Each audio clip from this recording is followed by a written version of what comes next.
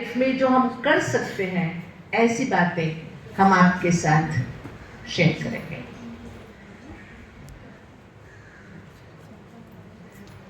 हुआ? तो मैं आगे आ जाती हूँ।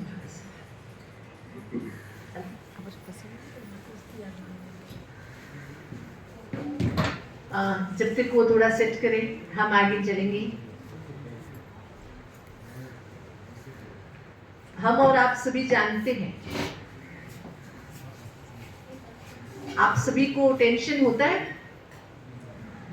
कि नहीं होता है? सभी को होता है। बहुत अच्छी बात है। अच्छी बात है क्या? अच्छी बात है, सभी को टेंशन होती है। अच्छी बात है कि नहीं है? लेकिन होती जरूर है। अब मुझे बताइए, टेंशन किस चीज की होती है? ऑफिस के वर्क की या घर के माहौल की? ऑफिस के वर्क की जी। हाँ, वर्कलोड बढ़ गया है, एक्सपेक्टेशंस बढ़ गए हैं। पब्लिक आपसे चाहती है, आपके सीनियर्स आपसे चाहते हैं, आपके सबऑर्डिनेट्स आपसे चाहते हैं, आपके सहकर्मचारी आपसे चाहते हैं, आपके बहुत सारी चाहतें, डिमांड्स बढ़ गई है। लेकिन आप मुझे बताइए, हम जब छोटे थे, फर्स्ट सेकंड स्टैंडर्ड में, हम एक पेज भी नहीं लिख पाते थे, है ना? थक जाते। लेकिन जैसे जैसे हम हायर क्लासेस में जाते गए तो हम 20 पेज भी लिखने लगे।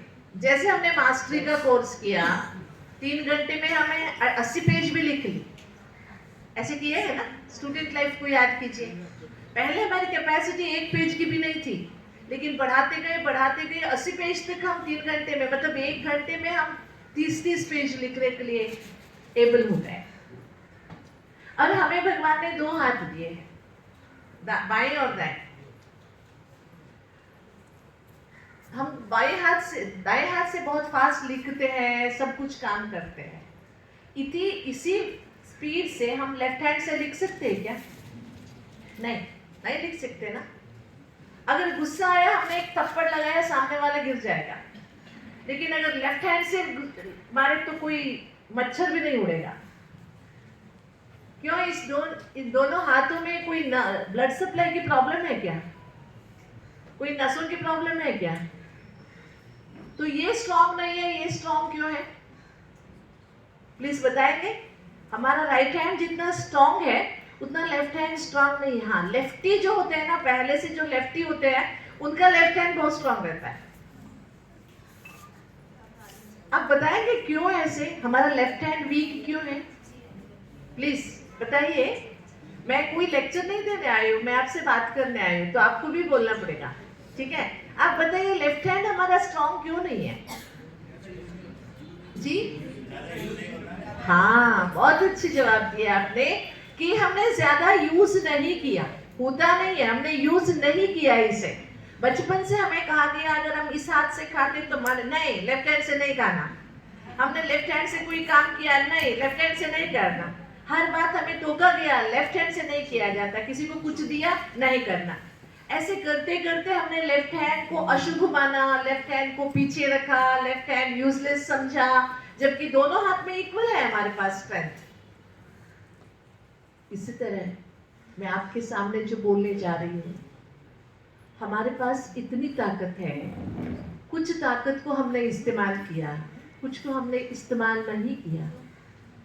जो इस्तेमाल नहीं किया और वो वीक रह गया, तो आज हम उन्हीं बातों पर करेंगे जो हमें स्ट्रॉन्ग बनाना है। देखिए, एक बात तो आप ठान लीजिए, हम परिस्थिति को नहीं बदल सकते। बदल सकते हैं क्या?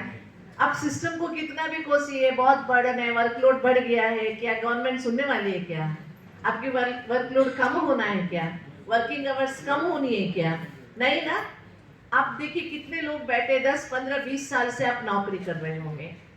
तब के और अब के कंपैरिजन में काम बढ़ता ही गया ना, कम तो नहीं हुआ। कम हुआ क्या? होने की चांसेस है क्या? कम होने की चांसेस है? नहीं है। तो अभी करना क्या है हमें? जब काम कम नहीं होना है, वर्कलोड कम नहीं होना है, सिचुएशन बदलना नहीं है, तो करना क्या है हमें अभी?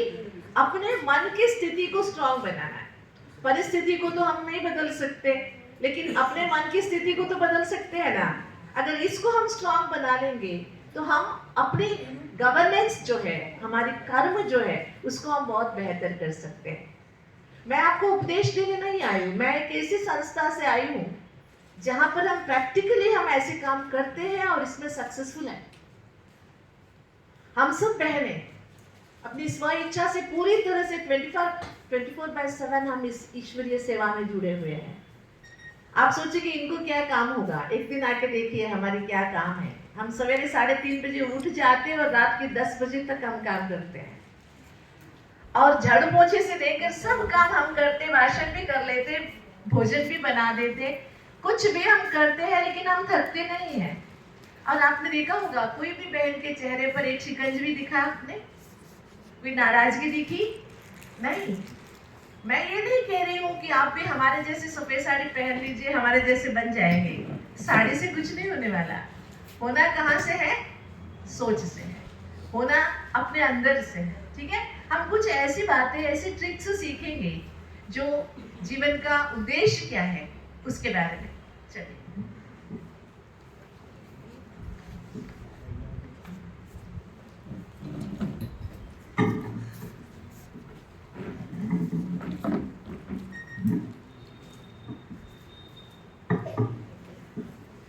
अच्छा इधर के वालों को दिखाई दे रहा?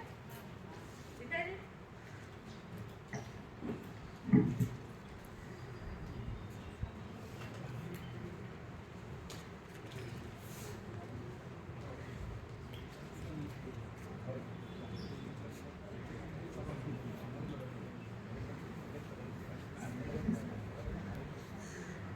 आज का विषय है self governance for good governance.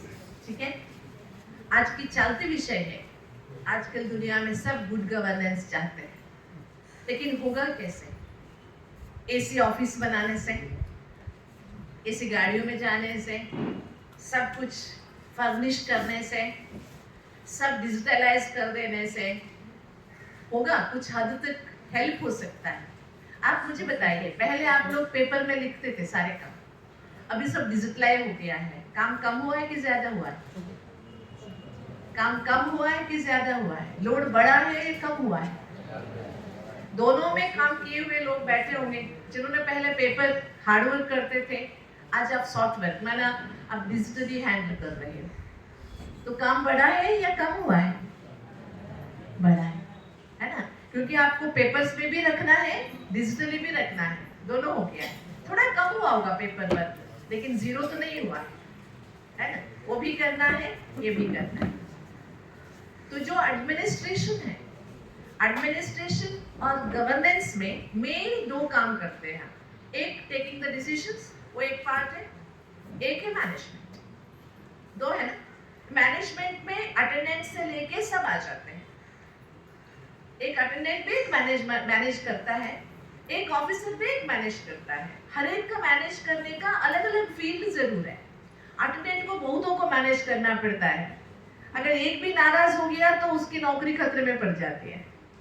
अगर 5 मिनट पहले नहीं छोड़ा तो ये गुस्सा हो जाता है, छोड़ा तो अंदर वाला गुस्सा हो जाता है ना। अटेंडेंट की भी मजबूरी होती है। आप देखिए, हम सोचते हैं मैनेजमेंट एडमिनिस्ट्रेशन हायर ऑफिसर्स करते हैं, ऐसे नहीं होता है।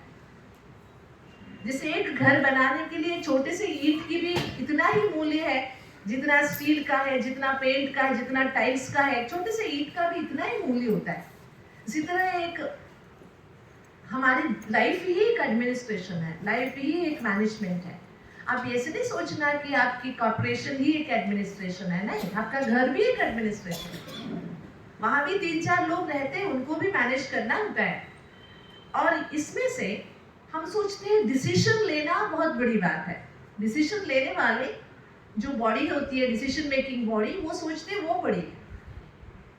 लेकिन आप बोलेंगे नहीं नहीं, डिसीजन क्या कोई भी ले लेगा, लेकिन मैनेज करने वाला बहुत मुश्किल होता है। दोनों अपने अपनी जगह इंपॉर्टेंट है, लेकिन ये सब करने के लिए आप जरा गौर से देखिए, ये मैनेजमेंट जो शब्द है ना, ये स्टार्ट होता है पहले मैन शब्द से। कहां से शुरू होता है? मैन।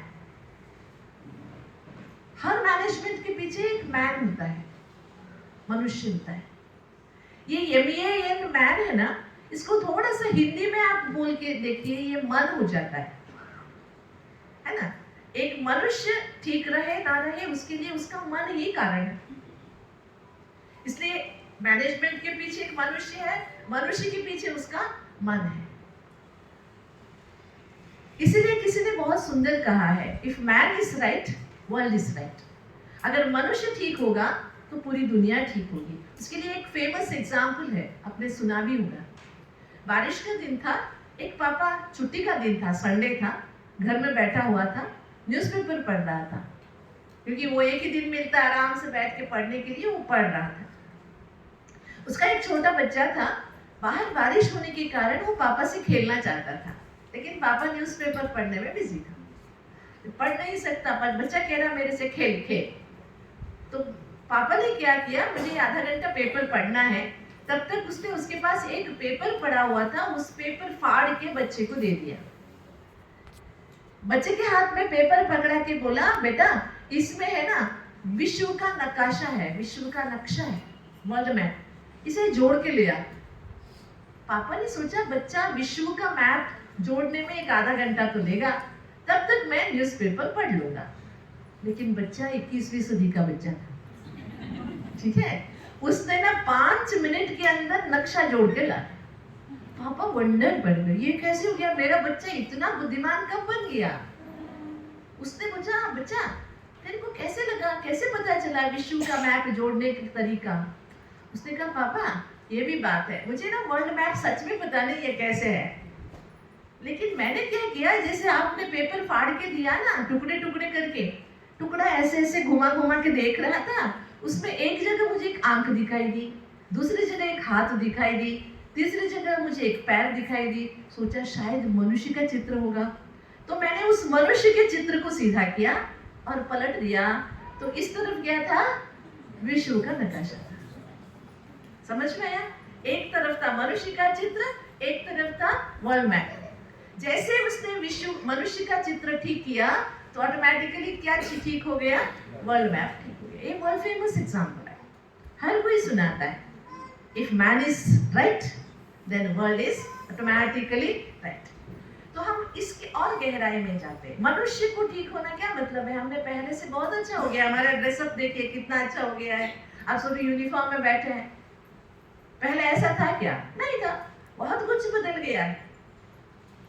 पहले हम चल के आते थे, अब हम गाड़ियों में आते हैं। पहले हम छोटे छोटे घरों में रहते थे, अब तो हम अपार्टमेंट्स में रहते। बहुत कुछ सुधार बाहर से हो गया है, लेकिन जो पहली सुकून थी,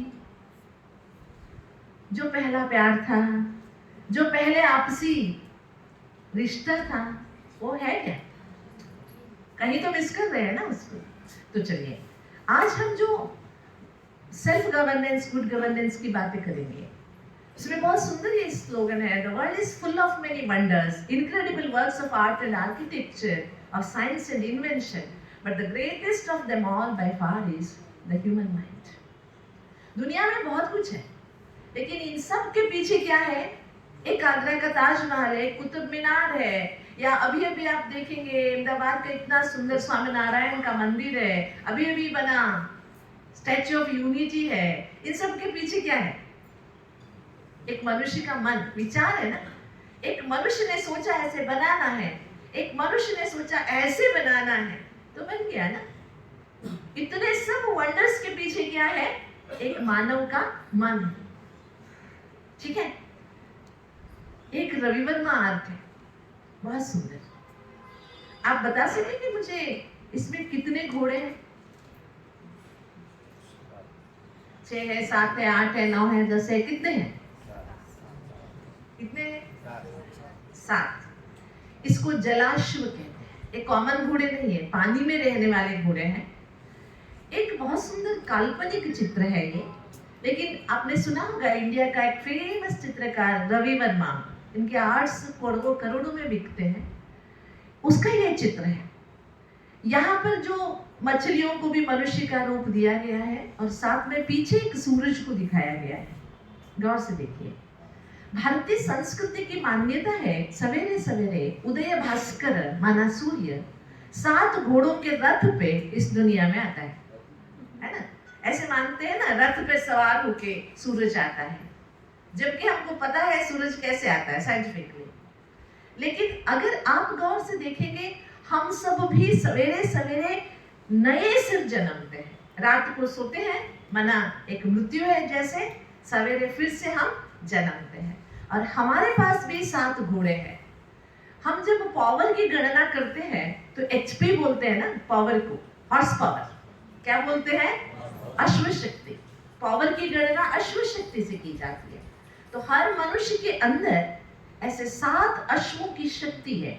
वो क्या है, उससे हम अपने सेल्फ गवर्नेंस कैसे कर सकते हैं, उसके बारे में हम थोड़ा सा सोचेंगे।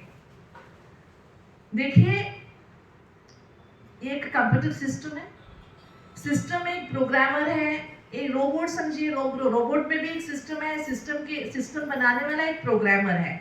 ऐसे मनुष्य के शरीर में एक ब्रेन है। ब्रेन के अंदर, ब्रेन कहाँ है? मनुष्य शरीर में है। लेकिन इस ब्रेन को चलाने वाले कौन है? जिसको सोल कहते हैं, आत्मा। और उसके अंदर ये माइंड है। थोड़ा सा गहराई से जाएंगे, व्हाट इज माइंड? मन क्या है? क्योंकि देखिए, मैनेजमेंट को ठीक करना है तो मैन को ठीक होना है, मैन को ठीक होना है तो मन को ठीक करना है। क्या ठीक करना है? मन को ठीक करना है, दूसरों के मन को नहीं। हम अपने मन को पहले ठीक करें। ये मन है ना, जैसे देखिए शरीर के पार्ट है हार्ट एंड ब्रेन, ऐसे आत्मा के अंदर मन बुद्धि संस्कार है। ठीक है? आत्मा एक चेतना है, हर एक के शरीर में है। आत्मा को न जाति का भेद है, न लिंग का भेद है। मैं रफली आपको कह रही हूँ इसके बारे में। आत्मा में एक मन, बहुत वंडरफुल थिंग है, इसको थिंकिंग फैकल्टी कहते हैं। आत्मा के अंदर एक मन है। मन क्या है? It is the greatest but least understood energy resource of the universe. लोग कहते हैं मन एक पागल कुत्ता है, कोई कहते हैं मन बंदर जैसे है, ऐसे कहते हैं ना। लेकिन सच में मन पागल कुत्ता भी नहीं है, बंदर जैसे भी नहीं है। मन एक छोटा बच्चा है। क्या है? छोटा बच्चा। अगर आपके घर में कोई छोटा बच्चा है, समझे, आपने उसको कुछ नहीं सिखाया, तो वो क्या करेगा? जो आएगा जाएगा उसकी कॉपी करेगा, है ना? कोई घर आएगा, मैं डिशुम डिशुम करूंगा, ऐसे करेगा। अगर आपने उसको सिखाया, कोई आए तो सलाम करना, नमस्ते करना, करेगा कि नहीं करेगा? बस हमारा मन भी ऐसे ही है। इसलिए आप याद रखिए, as is my thought, so is my life। जैसे हम सोचते हैं वैसे हम बनते हैं। ये बेसिक थिंकिंग है। जैसे हम सोचते हैं वैसे हम बनते हैं। आपने पहले ही मुझे बता दिया, आपको बहुत स्ट्रेस है, टेंशन है, वर्कलोड ज़्यादा है, डिमांड्स बहुत है, और शायद मैन पावर कम है। सभी डिपार्टमेंट में हम आजकल ये देख रहे हैं, नए रिक्रूटमेंट्स नहीं हो रहे हैं, और डिजिटलाइज होने के कारण हायर अथॉरिटीज सोचते हैं जल्दी काम हो जाएगा, लेकिन काम डबल बढ़ गया है।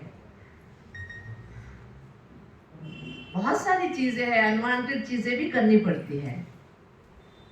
लेकिन क्या हम इससे भाग सकते हैं? हम छोड़ सकते हैं? क्या इसे बदल सकते हैं? नहीं। तो करना क्या होगा? हमें अपनी सोच को बदलना होगा।